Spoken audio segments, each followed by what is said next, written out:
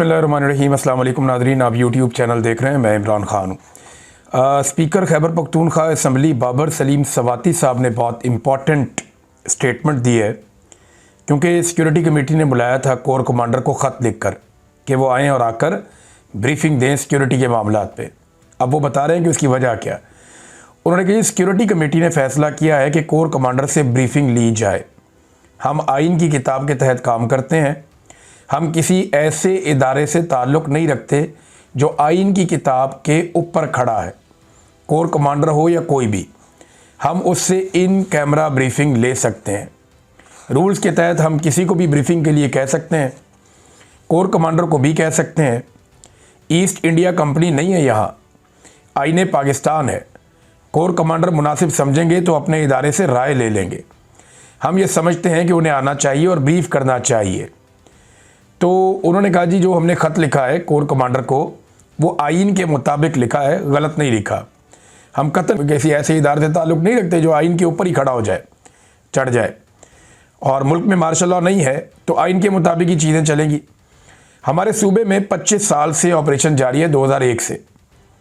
सूबे में 5 डिवीज़न फ़ौज है, दलेर किस्म के जर्नैल उनको लीड कर रहे हैं। फिर 25 साल से हम नाकाम क्यों हैं?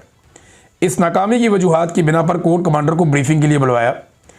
ये पाकिस्तान की फ़ोर्स है, बैरून मुल्क से नहीं आई हुई। यानी मैं लुबे लुआब को बता रहा हूँ, वो इस तरह उन्होंने कहा कि जनाब कामयाबी तो मिली नहीं अभी तक, आगे आपको मिलेगी, उसके ऊपर आके बात करें। और पीछे क्यों नहीं मिली उसके बारे में हमें ब्रीफिंग दें ताकि आगे बढ़े और जो हम कहते हैं वो भी सुने।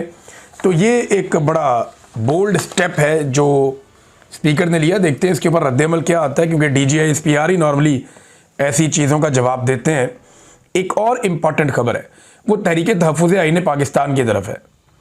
तहरीक तहफ़्फ़ुज़ आईन पाकिस्तान का इजलास होता है और वो एक बड़ा अहम मुतालबा कर देते हैं हुकूमत से। तहरीक तहफ़्फ़ुज़ आईन पाकिस्तान ने खित्ते में बिगड़ती हुई सूरत हाल, ख़ुसूसन मशरिक़ वस्ता में बहरानी कैफियत पर पार्लिमान के जॉइंट सेशन का मुतालबा कर दिया। देखिए, यहाँ पे पार्लिमान फ़ैसले नहीं कर रही, यहाँ पे हुकूमत फ़ैसले नहीं कर रही, यहाँ पे अवाम के मुंतखब नुमाइंदे ना फ़ैसले कर रहे हैं, ना वो इन फ़ैसलों का बोझ उठा सकते हैं। फ़ैसले फील्ड मार्शल आसिम मुनीर साहब कर रहे हैं और वो फ़ैसले अपनी मनमानी से कर रहे हैं, अपनी मर्ज़ी से कर रहे हैं। और जो फ़ैसले वो कर रहे हैं उसके ज़रिए से वो आलमी सतह पर अपने आप को रेलिवेंट कर रहे हैं, अपनी ज़ाती रेलिवेंसी को वो बढ़ा रहे हैं।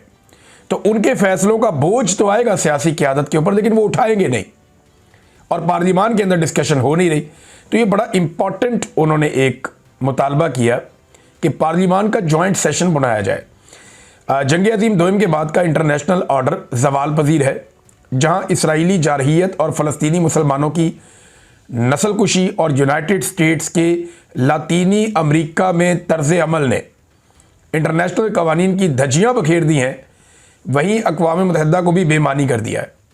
ऐसे में हुकूमत खारजा पॉलिसी और उभरती हुई बहरानी कैफियत पर पार्लिमान का फौरी जॉइंट सेशन बुलाए और इज्तमाई शऊर और दानिश के ज़रिए से एक कौमी पॉलिसी मुरतब दी जाए।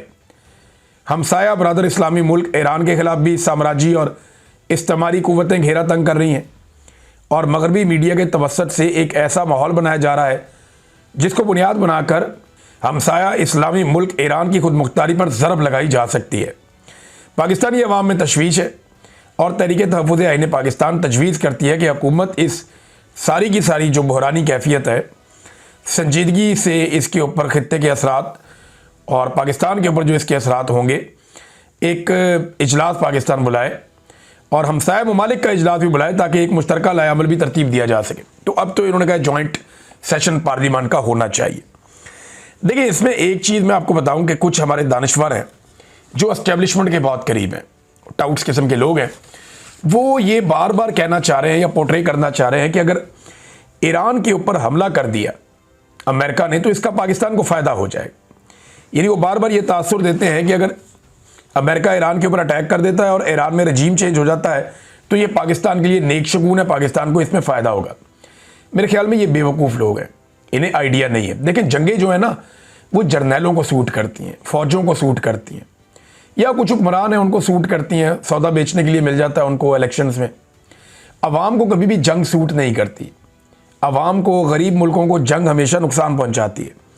देखिए, इन्हीं ख्वाहिशात के साथ हम अमेरिका को घेर घार के ले आए थे पहले, और अरब ममालिक को घेर के ले आए थे अफ़गानिस्तान में। हमने पहले यहाँ पे एक जहाद लड़ा, फिर हमने दहशतगर्दी के खिलाफ एक जंग लड़ी, और इस चक्कर में हमने पाकिस्तान का सत्यानाश कर दिया। हमने 1 लाख के करीब लाशें उठा ली। बलूचिस्तान में हमने कोई 10,000 लाशें उठा ली। क्लाशनकोफ कल्चर पाकिस्तान में आ गया। खौफनाक किस्म की मंशियात पाकिस्तान में आ गई। पाकिस्तान में एक अजीबो-गरीब किस्म की लाकानूनियत आ गई, और ये सारा कुछ हमारे जर्नैलों की पॉलिसियों की वजह से हुआ। वो जो जर्नैल थे, उनके बच्चों की शुगर मिले आज, उनके पास पैसा ही पैसा है, वो आज भी इक़्तिदार में है, मौजों में है, जो उन जंगों के दौरान इस्तेमाल हुए। जर्नैलों की तो मौजें लग गई, उनके बच्चों की भी, लेकिन कौम वो आज भी अपना खून बहा रही है। फौजी जवान वो आज भी अपना खून बहा रहे हैं। देखिए, उन जर्नैलों के बच्चे अरब खरबपति हैं। जो फौजी जवान शहीद हो गए, उनका कौन पूछेगा? उनके बच्चे तो रुल गए। कितना संभाल सकती है रियासत उन्हें? एक हद से ज़्यादा आगे तो नहीं जा सकती, लेकिन जर्नैलों की तो वो कई कई नस्लों का पैसा वो लोग छोड़ कर गए हैं, और हमने ये देखा है। तो जंगें जर्नैलों को फ़ायदे देती हैं, बड़े बड़े ताकतवर लोगों को फ़ायदे देती हैं, आम आदमी को नहीं देती। जब भी आपके हमसाये में जंग आएगी, आपके ऊपर उसके असरात आएंगे। ईरान में जंग आएगी, चंद लोगों को फ़ायदा होगा, इंटरनेशनली आपकी रेलिवेंसी बढ़ जाएगी, कुछ डॉलर वॉलर आ जाएंगे, कुछ लोगों ने फिर माल बना लेना है, कुछ अड्डे वड्डे, कोई लेन देन, कोई ये चीज़ें चलेंगी। लेकिन अल्टीमेटली अगर खित्ते के अंदर आपका एक हमसाया मुल्क और डिस्टेबलाइज हो जाता है, तो याद रखिएगा, ईरान के बाद बारी पाकिस्तान की है। ईरान के ऊपर तो ये प्रॉब्लम है ना, इसका मिसाइल का जो एक निज़ाम है वो इजराइल तक जाता है, जाके वहाँ पे अटैक कर सकता है, यूरोप तक जाता है या अमेरिकन अड्डों तक जाता है। तो पाकिस्तान के ऊपर प्रॉब्लम ये है कि पाकिस्तान के पास एटम बम है, तो पाकिस्तान को भी टैकल करना है, बारी बारी सबकी बारी। ये बात आज से नहीं, गुज़िश्ता कई दहाइयों से हो रही है कि जब भी कभी ईरान की बारी आएगी तो उसके बाद पाकिस्तान की बारी आएगी। आप चाहे जो मर्जी करें, जैसे मर्जी सोचें, जो हकायक जानने वाले लोग हैं, जो तज्जिया करते हैं, वो ये बात कहते रहते हैं। तो ईरान में अगर सिचुएशन डिस्टेबल हो जाएगी तो पाकिस्तान पे उसका असर पड़ेगा, और जो इसराइल का या जो दीगर फोर्सेस हैं उनका एक असर रसूख पाकिस्तान के बॉर्डर्स तक आ जाएगा। ये तज्जियाकार कह रहे हैं। अब इससे बचना कैसे है? ईरान के अंदर हालात बेहतर रहने चाहिए। ईरान ने एक वार्निंग भी दी है। उन्होंने कहा जी, अगर अमेरिका हमारे ऊपर हमला करेगा तो हम मजबूरन सऊदी अरब में, कतर में और यूएई में जो अमरीकी अड्डे हैं उन्हें तबाह कर देंगे। और साथ ही उन्होंने कहा जी कि स्टारलिंक को गैर कानूनी तौर पे चलाया जा रहा है ईरान में। मैंने आपको थोड़े दिन पहले बताया था कि डिवाइस के बगैर वो चल नहीं सकती, स्टारलिंक के लिए डिवाइस चाहिए होती है।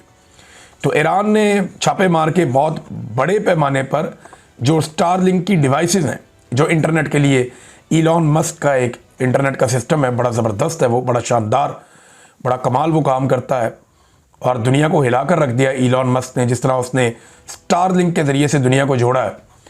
तो वो बहुत सारी डिवाइसेस ईरान ने पकड़ी हैं, और अपने फौजी जैमर्स के ज़रिए से कोशिश भी कर रहे हैं वो लगातार कि वो जैमर्स लगा के इंटरनेट को शट डाउन रखें, जहां वो चाहते हैं कि वो शट डाउन रहे। नाज़रीन, जब इमरान खान साहब से मोहम्मद बिन सलमान ने पूछा ना कि आपको क्या चाहिए, उसने कोई ज़ाती चीज़ नहीं मांगी। उसने नहीं कहा कि मेरे आर्मी चीफ को सपोर्ट करो, इसको एक्सटेंशन देनी है या इस्तिस्ना देना, ये नहीं किया। इमरान खान ने यह नहीं कहा कि मेरे मुखालिफिन को कुचलने में मेरी मदद करो या मेरी इंसानी हकूक़ की पामालियों के ऊपर आप आंखें बंद रखो, नहीं। इमरान खान ने कहा कि मेरे लोग आपकी जेलों में कैद हैं, मेरे पाकिस्तानी जो आपके मुल्क में हैं उनका एहसास करो, उनका ख्याल करो।